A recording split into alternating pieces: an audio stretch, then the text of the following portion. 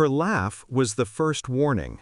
Not loud, not hysterical, just a small, satisfied sound, sharp enough to cut through the clatter of plates and the hum of the kitchen light.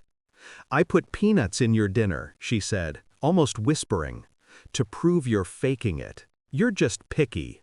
At first, I thought she was joking, a terrible joke, a tasteless, stupid, inappropriate joke. But the way she looked at me, chin tilted, eyes bright with something close to triumph, told me she wasn't joking at all. My fork hovered halfway to my mouth. My pulse stuttered. My throat tightened before the food even touched it. "Go on," she murmured. "Eat." I didn't answer. I didn't need to. My skin already tingled, heat crawling up my neck, the familiar pressure building inside my chest. A faint buzzing replaced the sound of her breathing. She watched me like she'd been waiting for this moment. I pulled out my phone. My hands were steady, though my lungs felt like collapsing walls. "Call 911, I typed it to my wife. Then my vision blurred. The room tilted. My airway shrank into a raw, burning tunnel. I remember the EMTs lifting me. I remember the oxygen. I remember the fear in my wife's eyes. But most of all, I remember her sister's face, pale now, confused, suddenly small. As they wheeled me out, I pointed to the plate on the table. "Take it," I whispered to the EMT. "Evidence." And then, everything went dark. I woke in the hospital to the rhythmic clicking of a monitor and the slow sting of an IV. My throat felt scraped from the inside out. Breathing was effort, but possible. My wife sat in a corner chair, head in her hands. Not crying, just frozen. Like if she moved, the truth might break the room apart.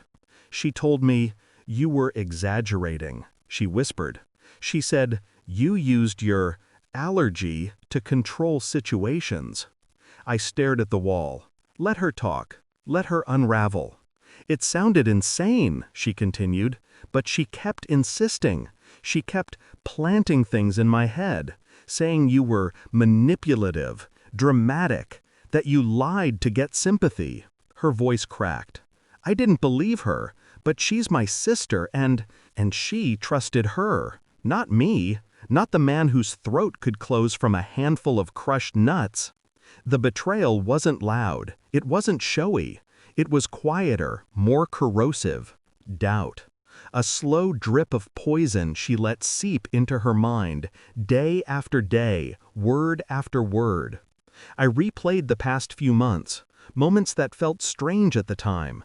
The way her sister watched us, the sudden tension at dinners, the whispered conversations that ended when I walked into the room. Not jealousy, not rivalry, control.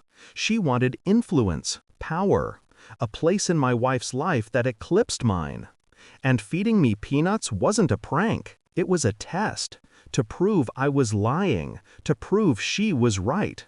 I felt something tighten inside me, not anger, not fear, a shift, quiet, precise, a recalibration of who I was dealing with.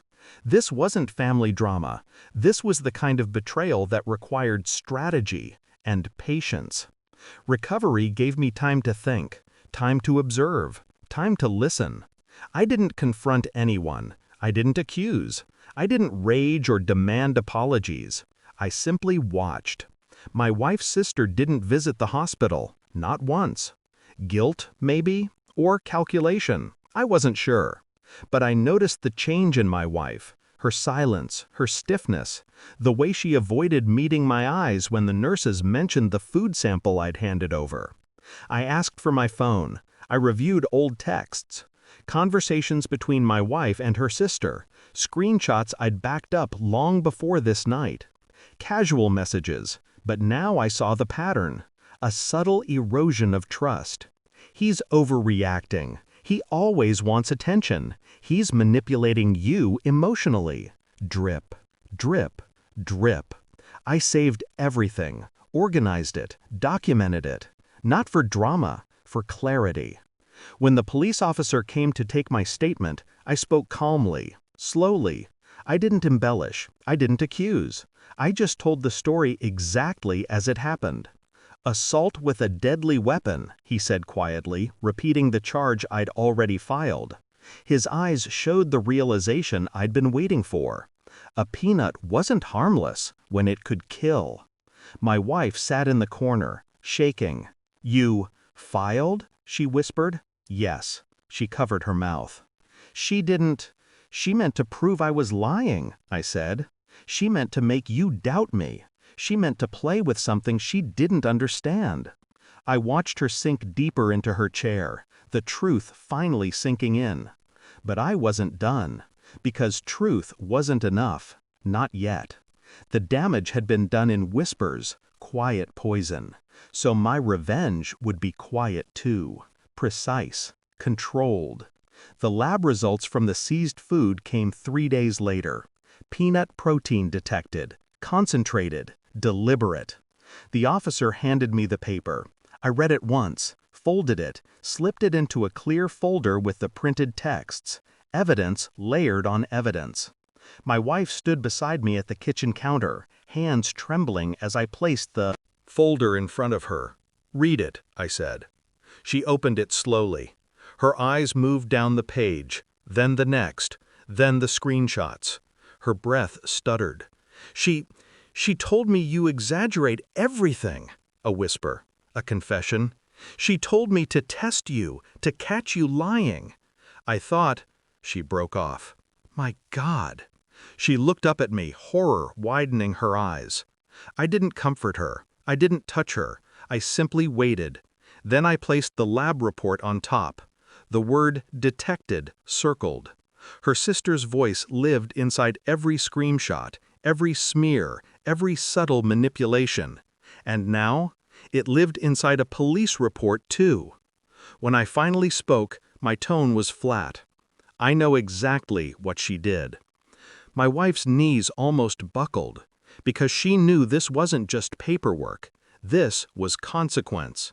This was the moment the truth stopped being theoretical and became something with teeth, something irreversible. I didn't shout.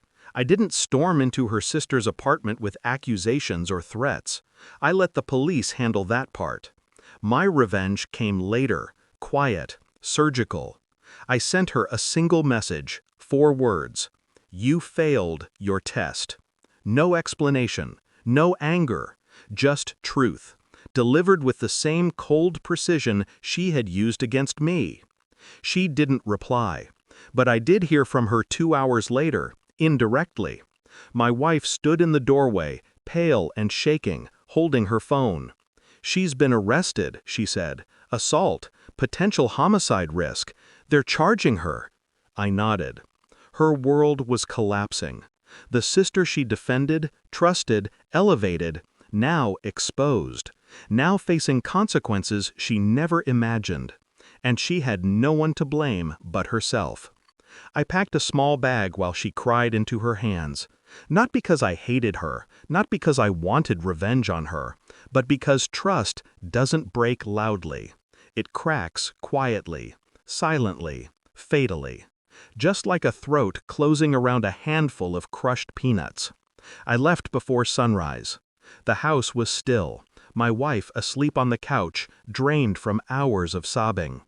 I watched her for a long moment, felt nothing sharp, nothing furious, just a gentle, unfamiliar clarity. Betrayal doesn't always come from enemies. Sometimes it slips in through people you love, carried by someone they love even more. And sometimes they realize the trap too late. I stepped outside. The air was cold enough to sting my lungs. Clean, honest. As I walked toward the waiting rideshare, I felt a strange steadiness settle over me. Not victory, not triumph, just control. Finally. I didn't look back at the house, didn't think about the sister sitting in a cell, didn't think about the marriage that felt like a door quietly closing. The driver asked my destination. I gave him a street name I'd chosen hours earlier. A new place, a clean start. He nodded and pulled away from the curb. As the house disappeared behind us, I realized something simple, almost peaceful. I wasn't running. I was returning to myself. And the last piece of the past slipped off me like dead skin. Some betrayals destroy you. Others free you. This one did both. And I didn't owe anyone a single backward glance.